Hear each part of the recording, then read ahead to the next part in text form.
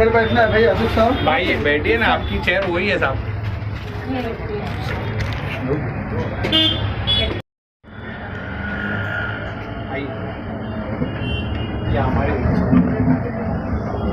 ये मुमरा ऑफिस की राष्ट्रीय उलमा कौंसिल की तरफ से आपका छोटा सा वेलकम है। वेलकम।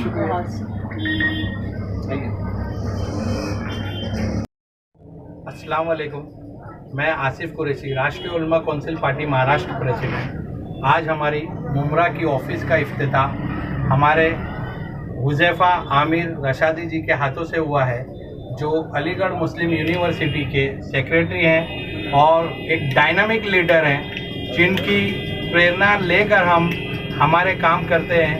इनके मार्गदर्शन में हम हमारे काम करते हैं। मैं इनका एक छोटा सा ये तारुफ देता हूँ कि ये वो शख्स है कि जो नरेंद्र मोदी की गलत नीतियों के खिलाफ हमेशा इन्होंने आवाज़ उठाई है। अलीगढ़ मुस्लिम यूनिवर्सिटी में होने वाले नाइंसाफ़ी के खिलाफ इन्होंने आवाज़ उठाई है। ऐसे एक डायनामिक लीडर आज हमारी ऑफिस का इन्होंने इफ्तिताह किया है। मैं इनका शुक्रिया अदा कर।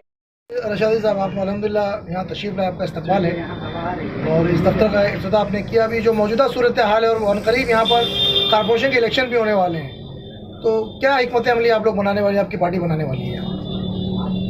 देखिए, जहाँ तक मुल्क के मौजूदा हालात की बात है, जो लोग 2014 में ये नारा दे के आए थे कि हम सबका साथ सबका विकास करेंगे, फिर 2019 में जब 2.0 आया तो उन्होंने कहा कि हम सबका साथ सबका विकास सबका विश्वास करेंगे, मगर पिछले 7-8 सालों में इन लोगों ने विकास के नाम पर सिर्फ विनाश की राजनीति की है। लोगों को आपस में लड़ाने की कोशिशें की हैं। हिंदुस्तान जिसकी पूरी दुनिया में एक अलग पहचान थी, उस पहचान को मिटाने की कोशिश की है।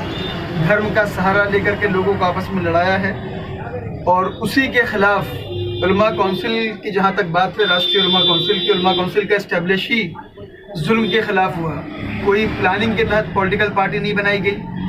2008 में जिस तरीके से ज़्यादतियाँ हो रही थी, नौजवानों को जिस तरीके से टारगेट किया जा रहा था फेक इनकाउंटर के नाम पे, टेररिज्म के नाम पे, उसके खिलाफ हिंदुस्तान की तारीख में पहली बार दिल्ली के जंतर मंतर पर 2 ट्रेन बुक करके किसी ने आंदोलन किया, मूवमेंट किया, तो उसका नाम सिर्फ और सिर्फ राष्ट्रीय उलमा कौंसिल है, मौलाना आमिर रशादी की क़यादत में, जिसकी शुरुआत ईस्टर्न उत्तर प्रदेश से हुई थी और आज तकरीबन 14 स्टेट में काम कर रही हैं। और हमें बिल्कुल फ़र्क नहीं पड़ता कि क्या कामयाबी मिल रही है। हमारा मकसद MP MLA बनने का नहीं है, हमारा मकसद है अदल इंसाफ कायम करने का। किसी के साथ जुल्म हो रहा हो तो उस जुल्म को रोकने का।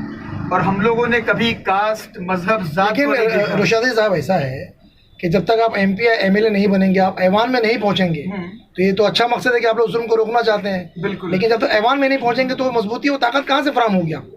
कोशिश उसी की है, मगर हम लोग गलत रास्तों से नहीं जाना चाहते। हम लोग अच्छे रास्तों से, सही रास्तों से जाना चाहते हैं। और किसी भी अच्छी चीज़ को आने में वक्त लगता है, रिवॉल्यूशन को आने में वक्त लगता है। आप उठा करके तारीख को पढ़ लें, हिस्ट्री को पढ़ लें, जब भी रिवॉल्यूशन आया तो थोड़ा सा टाइम टेकिंग रहा है।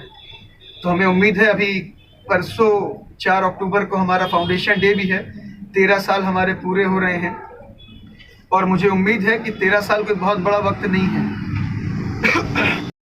जो पावर में है उन लोगों ने एक बड़ा वक्त दिया है आवाम के बीच में। 50 साल किसी ने दिया, किसी ने 100 साल पूरे कर लिए, तो हमें सिर्फ अभी 13 साल हुए हैं। मगर शुक्र है ऊपर वाले का कि इन 13 सालों में आज राष्ट्रीय उलमा कौंसिल पूरे हिंदुस्तान के किसी कोने में अपनी पहचान की मोहताज नहीं है। हमारे कायद मौलाना आमिर रशादी को पूरे हिंदुस्तान में इसी चीज़ से जाना चाहता है कि जहाँ कहीं भी जुल्म और ज़्यादती होती है, बिना किसी मजहब ज़ात के वो हर जगह पहुँचते हैं। और मुझे उम्मीद है, आज मैंने मुमरा के अंदर ऑफिस का इनॉग्रेशन किया है। आने वाले दिनों में हम लोग मुमरा के अंदर एक नई तारीख कायम करेंगे और अच्छे लोगों को सियासत में लाएंगे, उनको मौका देंगे। जैसा कि आपने बताया कि अगले 5-6 महीने में म्यूनिसिपल कॉरपोरेशन के इलेक्शन है।